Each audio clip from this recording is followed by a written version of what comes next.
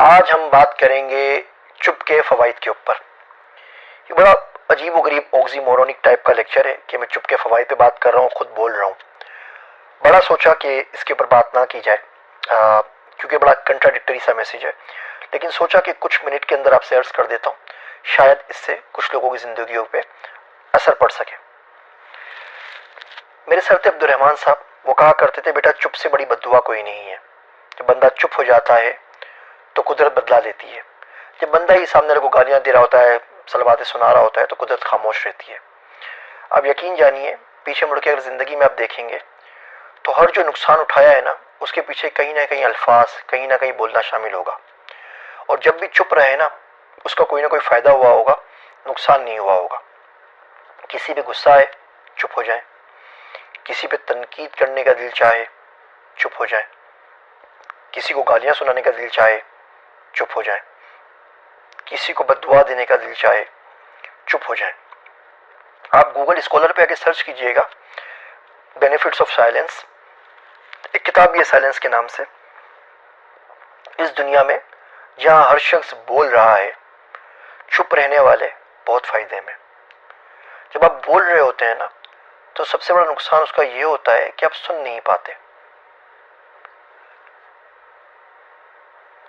دیکھیے، میں اس وقت آپ سے بول رہا ہوں نا، اب کوئی شخص آ کے مجھے کچھ کہے تو اس کی بات مجھے سنائی نہیں دے گی۔ قدرت بولتی ہے، قدرت سکھاتی ہے، قدرت سمجھاتی ہے، مگر ہم لوگ بولنے میں اتنے زیادہ مصروف ہوتے ہیں کہ ہم سن نہیں پاتے۔ میرا ایک دوست عبداللہ ہے، اس کے ساتھ میں واک پہ جاتا ہوں عموماً رات کے اندر، تو بڑی کام کی چیزیں دیکھتا ہے۔ وہ بلی کو دیکھتا ہے تو اس سے کچھ سیکھ جاتا ہے، وہ کسی کو روڈ کراس کرتے ہوئے دیکھتا ہے تو اس سے کچھ سیکھ جاتا ہے، وہ کسی کو مسجد آتے جاتے ہوئے دیکھتا ہے تو اس سے کچھ سیکھ جاتا ہے، وہ تاروں کو دیکھتا ہے تو اس سے کچھ سیکھ جاتا ہے۔ جب واپس آتا ہے تو میں اس سے پوچھتا ہوں کیا سیکھا، تو مجھے بتاتا ہے۔ میں بڑی حیرانگی ہوتی ہے کہ وہ تمام راستے جن سے وہ گزرا، اسی سے تو میں گزرا تھا۔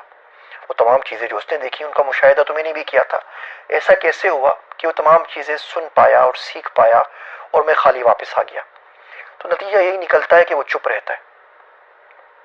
پہلے زمانے میں کبھی کبھی سزا کے طور پہ ہمارے گاؤں میں امی ہمیں چپ کا روزہ رکھنے کا بولتی تھی۔ ہم بہت بولتے تھے تو بولتی آج تو آج چپ کا روزہ ہے، شام تک ایک لفظ نہیں بولنا۔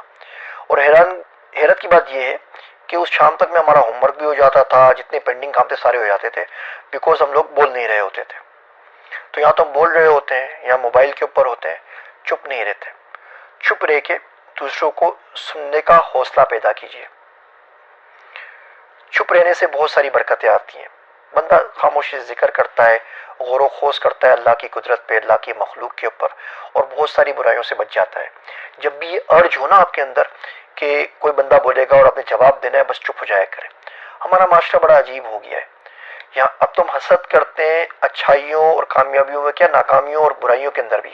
آپ کسی کو بول دیں بھائی مجھے کورونا ہو گیا ہے، اب آپ بولیں اللہ آپ کو شفا دے، اللہ آسانی کرے گا، میں آپ کے لیے دعا کروں گا، بس اتنی سی بات۔ آپ بولیں گے نہیں، میرے تو چاچا کو بھی کورونا ہوا، میری تو ماما کو بھی کورونا ہوا، میری تو بھابھی کے دیور کے جیٹھانی کو بھی کورونا ہوا، اس کو ڈبل نمونیا ہو گیا۔ آپ کے آدھا گھنٹے کی ٹیپ ریکارڈر شروع۔ آپ بولے یار مجھے نا بخار ہو گیا تھا، بولے آپ کو بخار؟ اوہو مجھے تو کینسر ہو گیا تھا، میں تو اس سے سروائیو کر آیا ہوں۔ اس میں بھی یعنی آپ نے مقابلہ کرنا ہے کہ اس کو بخار ہو گیا تو وہ بھی اس نے کوئی جیسے تیر مارا، آپ نے 4 تیر اور مار کے لے کے آنے۔ تو برائی کے اندر بھی مقابلہ کر رہے ہیں، اور اچھائی میں تو ہے ہی۔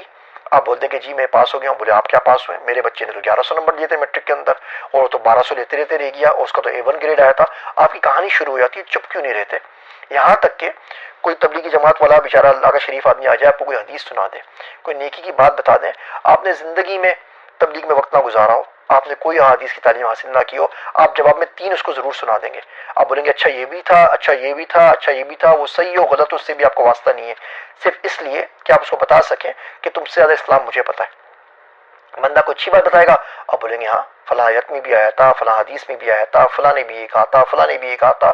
آپ چپ کیوں نہیں رہ سکتے؟ کیا پرابلم، کیا مصیبت کیا آ گئی ہے؟ یہ بولنے کا کینسر کیوں ہمارے معاشرے میں آ گیا کہ ہم چپ نہیں رہ سکتے؟ چپ رہ کے تنقید سنیں، چپ رہ کے علم سیکھیں، چپ رہ کے سننے کی کوشش کریں، چپ رہ کے دین سیکھیں، چپ رہ کے سامنے والے کو سمجھنے کی کوشش کریں۔